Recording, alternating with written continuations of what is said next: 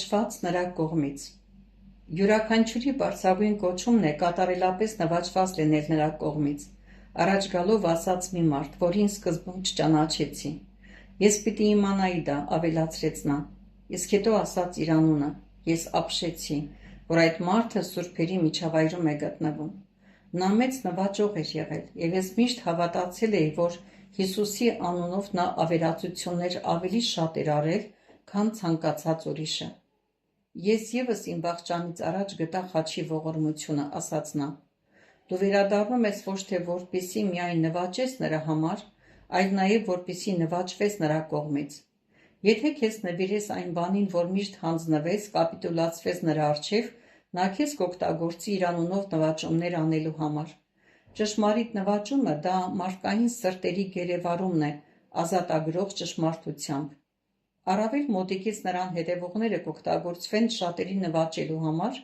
և արքաների մեջ մեծագույնները կլինեն։ Երկրի վրա նրանք հազվադեպ են իմանում, որ ինչ-որ մեկին նվաճել են։ Քանի դեռ այստեղ չեն հասել, նրանք չեն տեսնում այն, ինչ իսկապես կատարել են։ Նրանք, ովքեր մեծ գանձեր են կուտակում, նույնիսկ եթե հոգևոր գանձեր, երկրի վրա քիչ բան կունենան այստեղ։ Երկրի վրա դու չես կարող չափել հավիտենության գանձերը, ասաց Պողոսը։ Երբ մեռա, այնպես էր երևում, որ ամենը, ինչի համար իմ կյանքը տվեցի, երկրի վրա գտնվելի կլինի։ Նա միշտ քեզ կտանի դեպի ճշմարտությունը։ Միայն Սուրբ Հոգով է, որ կարող ես ճանաչել ինչ-որ բան կամ ինչ-որ մեկին այնպես, ինչ կամ ով նրանք հանդիսանում են իրականում։ Եթե նրան չհետևենք շատ մոտիկից, ապա կկորչենք այն ժամանակում, որ վերահաս է։ Գիտեմ, որ դա ճշմարիտ է, որովհետև իմաստությանն եմ լսում, որ քո միջոցով խոսում է։ Ինձ ճանապարհ ցույց տալու համար ես դու այստեղ։ Այստեղ հազիվ թե ինչ-որ բան տեսնեմ։ Ժամանակ առ ժամանակ ես կգամ քեզ մոտ, որպեսզի քեզ ասեմ այն ուղենիշների մասին, որոնք կօգնեն քեզ իմանալու, որ դու դեռ ճիշտ ճանապարհի վրա ես, բայց քեզ պիտի տանի Սուրբ Հոգին։ Ես նաև քեզ կօգնեմ հասկանալ, թե ինչպես է նա տանում զանազան տեղերում, բայց նախ պիտի պատմեմ մանանայի մասին, որպեսզի դու կարողանաս կենդանի մնալ։ Մանանան։ Դու նկատի ունես այն մանանայից, որ Իսրայելը կերավ անապատում, դա այն է, ինչ որ մենք այստեղ ուտում ենք։ Ամենասկզբից սկսած այդ մանանայով ապրել են բոլորը,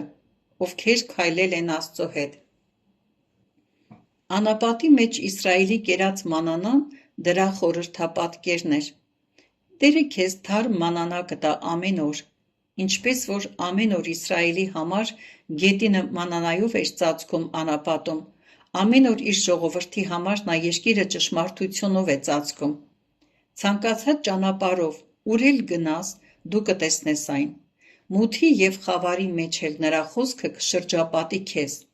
և դու կկարողանաս հավաքել այն։ Բանտերի մեջ նետվածները կարթնանան այն ամեն օր գտնելու համար։ Մեծ պալատներում ապրողները ևս կկարողանան ամեն օր գտնել այն, բայց նրա մանանան ցողի նման թեթև ու լուսավոր է, և հեշտությամբ կարող է ոտնակոխ լինել։ Դու պիտի լինես հեզ ու սրտով մաքուր, որպեսզի տեսնես այն։